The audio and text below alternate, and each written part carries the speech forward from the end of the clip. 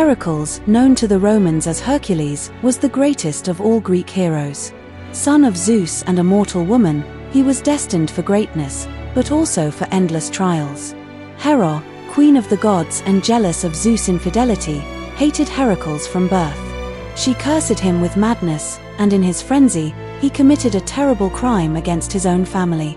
Seeking redemption, Heracles was commanded to serve King Eurystheus. The king, eager to humiliate him, assigned 12 impossible tasks. Yet each challenge, meant to break Heracles, only made his legend stronger. These are the 12 Labors of Hercules. Heracles' first task was to slay the Nemean Lion, a beast with golden fur harder than bronze. Spears shattered, arrows bounced off, and no blade could pierce its hide. When Heracles tracked it to its cave, the lion pounced with teeth and claws sharper than steel. But Heracles would not falter. He cast aside his weapons and seized the beast with his bare hands. The ground shook as man and monster wrestled. At last, Heracles gripped its throat and choked the life from it. To claim proof of his victory, he skinned the lion using its own claws, the only tools sharp enough. From then on, he wore the lion's pelt as armor, its head as a helmet. Wherever he went, all who saw him knew, this was no ordinary man, but a hero favored by the gods. Next came the Hydra of Lerna, a serpent with many heads, each dripping with venom. When Heracles swung his sword, a head fell, yet 2 more grew in its place. The swamp filled with the hissing of countless jaws. Realizing brute strength alone would not win, Heracles called on his nephew, Iolaus. Each time Heracles struck, Iolaus rushed forward with a burning torch, searing the stumps to prevent new heads from sprouting. The battle raged until only the immortal central head remained. Heracles cut it away and buried it beneath a massive stone, forever silencing the monster. As a final act, he dipped his arrows in the Hydra's poisonous blood. From that day on, even the lightest wound from his bow carried certain death. Heracles had not only survived the Hydra, he had turned its deadly power into his own weapon. Heracles' third trial was unlike the rest.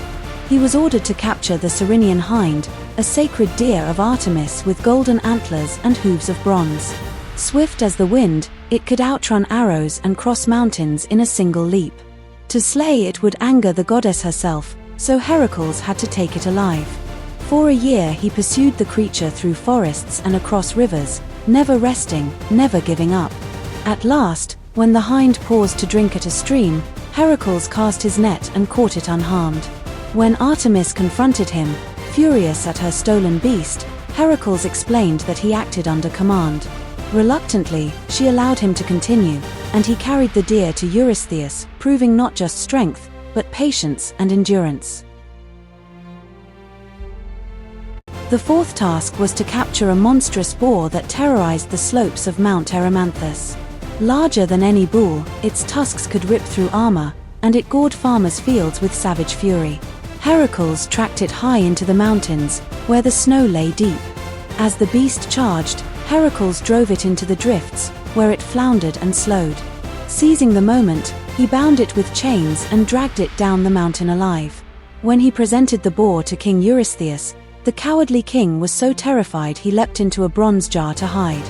Heracles, laughing, left the beast tethered outside. Once again, a trial meant to humiliate him only proved his courage.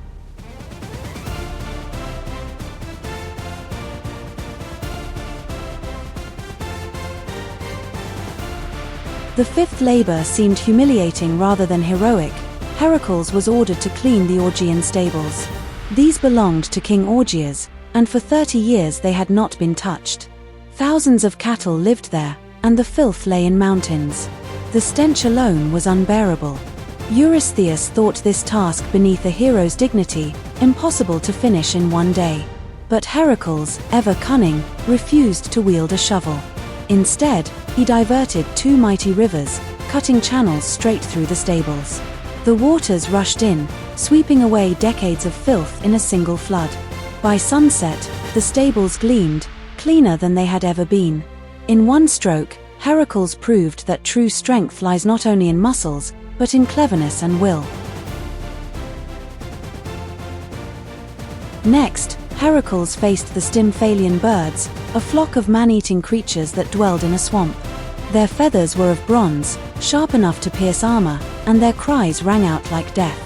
If disturbed, they would rise in clouds, blotting out the sky.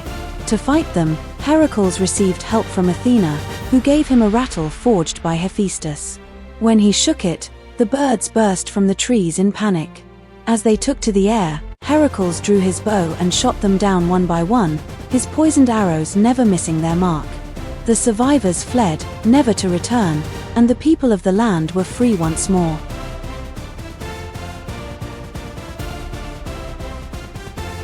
And so, with strength, courage, and wit, Heracles completed the first of his 12 impossible labors.